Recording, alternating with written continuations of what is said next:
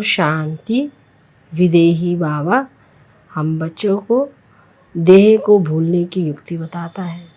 बाबा कहते हैं देह सहित बिल्कुल बेघर बनो, क्योंकि हम बच्चों को अपने बेहद घर में, परम धाम में, शिवलोक में जाना है। शिवलोक से फिर विष्णुलोक में जाएंगे। इसलिए बुद्धि का योग जहाँ जाना है वहाँ लगाना है। बाकी इस पुरानी दुनिया, पतित दुनिया का विनाश हो रहा है। दूसरा बाबा आज हम बच्चों को समझा रहे हैं कि बड़ा दिल रखो, फराग दिल बनो। जैसे बाबा ने बेहद सेवा ब्रह्मा बाबा से कराई और कितने बड़ा फराग दिल हो कर के ब्रह्मा बाबा ने अपना सब कुछ सफल किया। ऐसे हम बच्चे भी जो बेहद के बाबा के बच्चे बने हैं, तो हम बच्चों का भी बड़ा दिल होना चाहिए और बड़ा दिल हो कर के हम बाबा के यूनिवर्सिटी खोलने के निमित्त बने। तो बाबा कहते हैं इससे भी अच्छा पद प्राप्त कर सकेंगे। बाकी बाहर वालों से तो किसी से नहीं कहना है, अपने ही तन मन धन से बाबा के इस कार्य में हमें लगना है।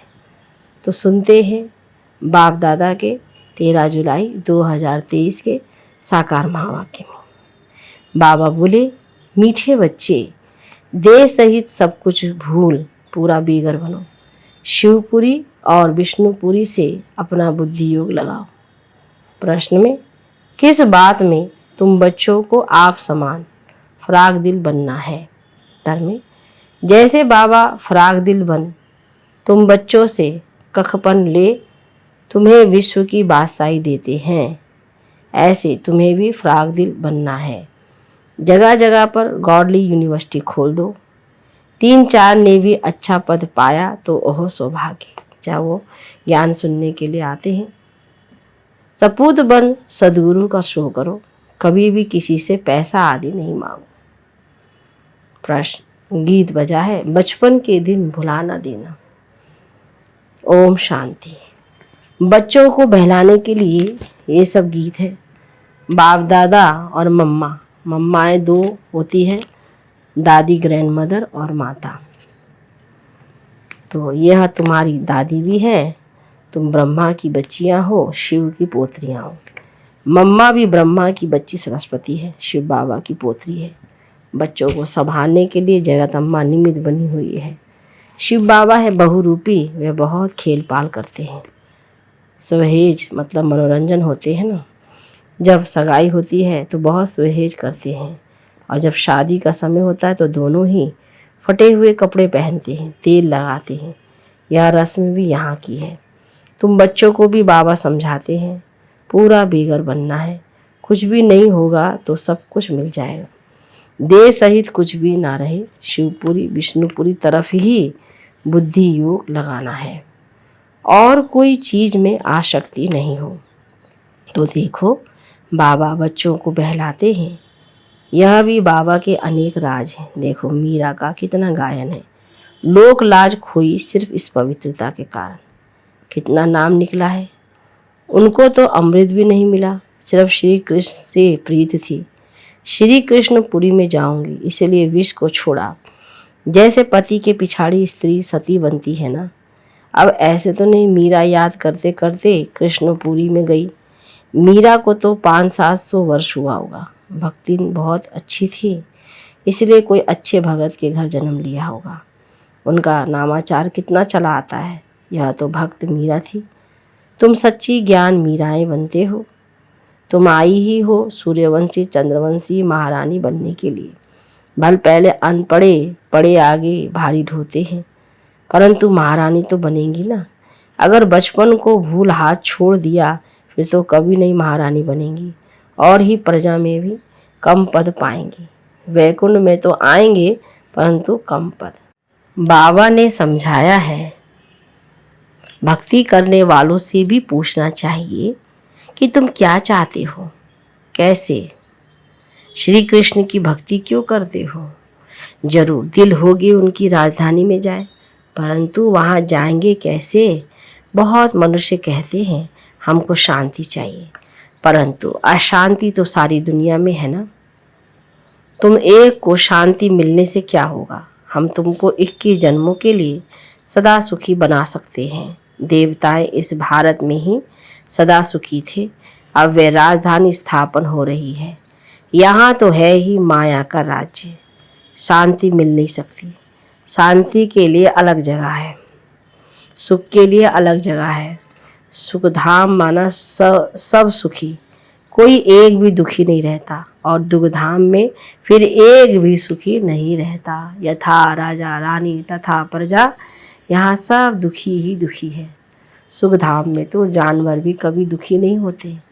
शांति की दुनिया अलग है। बाबा कहते शांति धाम और सुख धाम अलग अलग है। तो बाबा ने कहा जिसको निर्माण धाम कहते हैं, बुद्ध पार निर्माण गया, परंतु गया कोई भी नहीं है। अगर खुद चला गया फिर क्या करके गया? सब दुखी ही दुखी हैं, सब लड़ रहे हैं। बर्मा सिलान बौद्धियों की है। वह भी कहते हिंदू निकल जाए, सहन नहीं कर सकते। अब बाबा भी देखते हैं अनेक धर्म हो गए हैं तो सहन नहीं कर सकते हैं, इसीलिए सबको एकदम निकाल देते हैं। सतयुग में सिर्फ एक धर्म रहता है। यह सब ज्ञान तुम बच्चों की बुद्धि में है। चित्र हाथ में उठाए वानप्रस्थियों की सर्विस करनी चाहिए। मंदिरों में घुस जाना चाहिए, उन्हों से जाकर चिट चैट करनी चाहिए। शंकर के आगे शिवलिंग दिखाते हैं तो ज़रूर वह शंकर से बड़ा हुआ ना। अगर शंकर भगवान का रूप है तो फिर उनके सामने शिवलिंग रखने की क्या दरकार है? यह सब सन्यासियों का फैलाव है। वे अपने को ब्रह्म ज्ञानी तत्व ज्ञानी कहलाते हैं। शिव का तो उन्हें पता नहीं है। ब्रह्म तत्व तो रहने का स्थान है। वह तो ब्रह्म और तत्व को एक नहीं मानते हैं। अच्छा, ब्रह्म ज्ञानी तत्व ज्ञानी है, फिर अपने को शिव क्यों कहलाते हैं? वह तो समझते शिव भी एक ही है, ब्रह्म भी एक ही है। अगर एक ही है तो भला 3 नाम अलग अलग क्यों किए हैं? शिव की तो लिंग रूप में पूजा होती है। ब्रह्म अथवा तत्व की पूजा किस रूप में दिखलाई है? वह तो है रहने का स्थान। मनुष्य तो बहुत मूंझे हुए हैं। तुम बच्चों को अब होशियार होना है। सन्यासियों से भी कोई निकलेंगे जो असुल देवी देवता धर्म के होंगे, वह झट उठा लेंगे। कोई 3-4 जन्मों से कन्वर्ट हुए होंगे तो इतना जल्दी नहीं निकलेंगे। ताजे गाए हुए होंगे तो झट निकलेंगे। बाबा में कशिश है ना, आत्माएं हैं सुई, बाबा है चुंबक। अब सुइयों पर कट चढ़ी हुई है। कट वाली सुई ऊपर जाए कैसे? जंक वाली चीज़ घासलेट में डाली जाती है। बाबा इस ज्ञान से सबकी कट निकालते हैं, फिर हम सच्चा सोना बन जाएंगे। तुम पत्थरनाथ से अब पारसनाथ बनते हो। भारत पारसपुरी थी, अब सोने का दाम कितना बढ़ गया है, कितना चढ़ गया है। फिर वहाँ बहुत सस्ता हो जाएगा। अब ये भारत पत्थरपुरी बना है, फिर पारसपुरी बनेगा। हमारी बुद्धि में ये चक्र फिरता रहता है। सारा दिन चक्र बुद्धि में फिरेगा, तभी चक्रवर्ती राजा रानी बनेंगे। दुनिया में इन बातों को कोई भी नहीं जानते हैं। तुम जानते हो सतयुग में जो राज्य करते उनके 84 जन्म, फिर त्रेता वालों के जरूर कम होंगे। कहाँ 84 जन्म, कहाँ 84 लाख दिखाते हैं। फिर तो कल्प में इतना लंबा चाहिए जो इतने जन्म हों। है सब गपोड़े। हमेशा पहले तो चित्र सामने दे देना चाहिए। पैसा तुम कभी नहीं मांगो, तुम्हारा काम है उनको देना। कुछ भी देना होगा तो आप ही देगा। कोई दाम पूछे तो बोलो बाबा तो गरीब निवाज है, गरीबों के लिए तो फ्री है। बाकी साहूकार जितना देंगे उतना हम और भी छपाएंगे। पैसा कोई हम अपने काम में नहीं लगाते हैं। जो मिलता है वह औरों के ही काम में लगाया जाता है। साहूकार है ही तो धर्मशाला आदि बनाएंगे ना। हाँ, गरीब भी बना सकते हैं, उसमें खर्चा कुछ नहीं है। जैसे कोकड़ गांव की माता कहती है मैं सेंटर खोलूं, ऐसी गौली यूनिवर्सिटी में 3-4 ने भी अच्छा पद पा लिया तो ओहो भाग्य उनका। इसमें फराग दिल होना चाहिए। बाबा देखो कितना फराग दिल है, कखपन ले और बादशाही दे देते हैं। सपूत बच्चे ही बाबा की सर्विस कर सकते हैं। कपूत बच्चे क्या करेंगे? कपूत को थोड़े ही बाप वर्षा देंगे। तुमको भी सद्गुरु का शो करना है। काम अथवा क्रोध में आए तो गोया सद्गुरु की निंदा कराई, फिर पद पा नहीं सकेंगे। बहुत संभाल करनी चाहिए। तुमको सब धर्म वालों को समझाना है, मुसलमानों को भी समझाओ। तुम खुदा की बंदगी करते हो तो ज़रूर बंदे ठहरे। भला खुदा कहाँ है? खुदा ही रचयिता और रचना का नॉलेज बता सकते हैं। वह तो रहते हैं शांति धाम में। उनको याद करने से तुम शांति का वर्षा ले सकते हो। वर्षा लेते लेते विकर्म विनाश हो जाएंगे और फिर तुम खुदा के पास चले जाएंगे। ये ज्ञान सब धर्मों के लिए है। ये है बिल्कुल नई बात। ज्ञान से तुम्हारा बेड़ा पार हो जाता है और कहीं जाने की दरकार ही नहीं रहती। तो मीठे बच्चे, अब तुम स्वर्ग में चलते हो तो पवित्र जरूर बनना है। देखो, भारत में पवित्रता नहीं है तो धक्के खाते रहते हैं। कितने हंगामे हैं। जो गांधी सिखला कर गए हैं प्रजा फॉलो कर रही है। मेहतर, मजदूर, ड्राइवर आदि स्ट्राइक करते हैं तो गवर्नमेंट का दम ही नाक में चढ़ा देते हैं। गवर्नमेंट उन्हों को साफ कह देती, इतना खर्चा हम लाए कहाँ से? तो वे कहते, तुम तो मौज उड़ाते हो, धन ही धन इकट्ठा करते रहते हो। हमने गुनाह थोड़ी किया है, हमको तलब यानी पगार चाहिए। स्ट्राइक कर लेते तो धंधा ठहर जाता। ये सब होना ही है। कहाँ अनाज सब्जी नहीं मिलेगी, दूध नहीं मिलेगा, जहाँ तहाँ खिटपिट है। यह सब हंगामा देख होकर शांति होगी। अर्जुन का विनाश का और विष्णुपुरी का साक्षात्कार का यार ना अर्जुन को भी। तुमको भी अब हो रहा है। देखो, तुम कितने लाडले बच्चे हो। बहुत जन्मों के अंत में आकर मिले हो तो पूरा सौभाग्य लो। बारिश बहुत तेज पड़ रही थी जिस दिन बाबा की क्लास चल रही। देखो, बाबा की भी ज्ञान वर्षा बहुत हुई है तो उस बारिश की भी बहुत वर्षा हुई है। बारिश के लिए भी यज्ञ रचते हैं तो पीस के लिए भी यज्ञ रचते हैं, परंतु पीसफुल तो एक भगवान है। वह जब आए तो शांति का ज्ञान देवे। देने वाला तो वही है ना। अच्छे बच्चों को टोल पोट कहा जाता है। मिठाई खिलाई जाती है, वह जिस्मानी मिठाई, तो यह है रूहानी मिठाई जो रूहानी बाप देते हैं। देही अभिमानी हो रहना बड़ी मंजिल है, इसमें मेहनत है।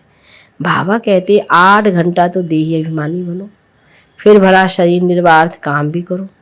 रात को जगो तो बहुत अच्छी लगन लगेगी, कमाई है ना। हे नींद को जीतने वाले बच्चे, मुझे श्वासों श्वास याद करो, विचार सागर मंथन करो। रात दिन जितना योग में रहेंगे विकर्म विनाश होंगे। जितना जितना ज्ञान का सिमरन करेंगे उतनी कमाई होगी।